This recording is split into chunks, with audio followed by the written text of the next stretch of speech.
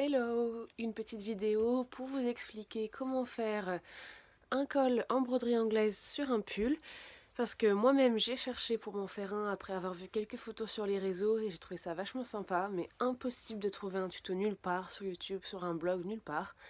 Donc je me suis un peu creusé les méninges pour vous proposer le tuto afin que vous puissiez refaire chez vous ce col qui commence à être pas mal à la mode. Je vous laisse regarder le tuto. Donc j'ai mon sweat, ma bande de bordure de col et ma bande de broderie anglaise qui doit faire 1,5 fois environ la taille de ma bordure de col. Pour commencer, on va plier en deux, endroit contre endroit, la bordure de col et coudre les extrémités. Voilà mes extrémités cousues. On va pouvoir retourner et ensuite passer aux fronces de la broderie.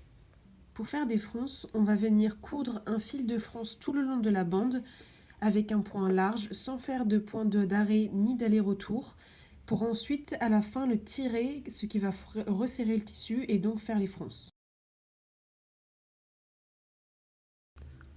Vous pouvez voir le fil rose juste ici. On va venir tirer un des deux fils, vous testez celui qui commence à tirer et qui va froncer le tissu quand on le tire. Donc voilà, quand on tire, le tissu se fronce et on n'a plus qu'à répartir les fronces pour que ce soit bien régulier partout sur la bande.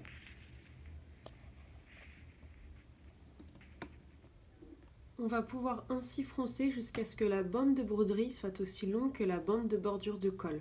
Donc comme vous le voyez ici, mes fronces sont à peu près régulières. La bande de broderie est aussi longue que la bande rose, donc on va pouvoir les assembler. On va donc piquer sur le col retourné et plier en deux dans le sens de la hauteur la bordure de la bande de broderie que l'on a cousue juste au bord, mais vraiment tout au bord, et on va pouvoir coudre tout le long, encore une fois bien au bord, pour pouvoir ensuite le retourner et cacher cette couture pleine de plis et le fil qui sort et tout ça. Donc voilà, une fois cousu le résultat, c'est vraiment cousu tout au bord. Donc on a la broderie vers le bas, le col vers le haut, pour pouvoir ensuite retourner comme ceci et ne plus voir les coutures qui sont à l'intérieur. Et du coup, vu de l'intérieur, on a recousu sur le fil qui servait à faire les fronces, tout au bord, encore une fois, de la bordure du col. Maintenant, on va pouvoir assembler sur le sweat. Pour assembler correctement le col sur le pull, il faut qu'on fasse 4 repères, un de chaque côté, et les mêmes sur le col pour pouvoir bien répartir le col sur l'ensemble du pull.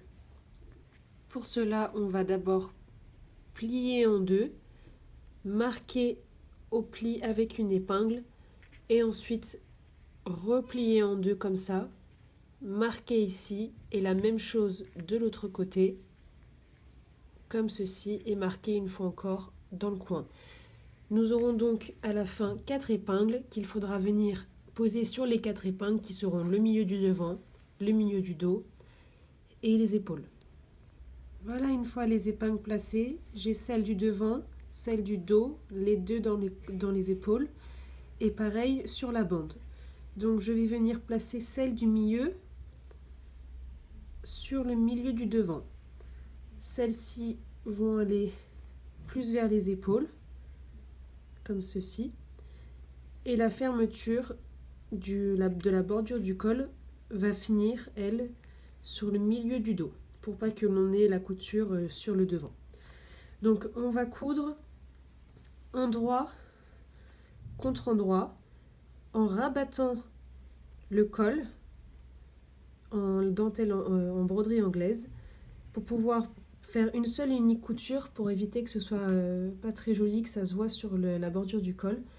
Et ainsi, on va assembler sur le pull et une fois que l'on va retourner, hop, ça sera à peu près comme ça. Ça y est, j'ai fixé le col. Donc, on peut voir que j'ai bien mis des épingles tout le long. Quand on retourne la dentelle anglaise, la broderie anglaise, on voit bien que c'est endroit contre endroit. Donc j'ai bien rabattu la broderie comme j'avais dit tout à l'heure avec la couture de la fronce qui est à l'intérieur. Donc maintenant, on va pouvoir faire la dernière couture, à peu près à 5 cm, 5 mm, 75 mm, pour pas prendre trop de colle. Et puis, ce sera terminé. Donc moi, souvent, je place mon pied de biche tout au bord du tissu. Ça fait à peu près une couture de 75 mm. Donc, on va pouvoir continuer à coudre tout le long comme ceci. Ça y est, tout est cousu. Donc, surprise, surprise, quand on retourne le col, on a bien la bordure avec la broderie qui dépasse, les jolies fronces, une couture bien nette.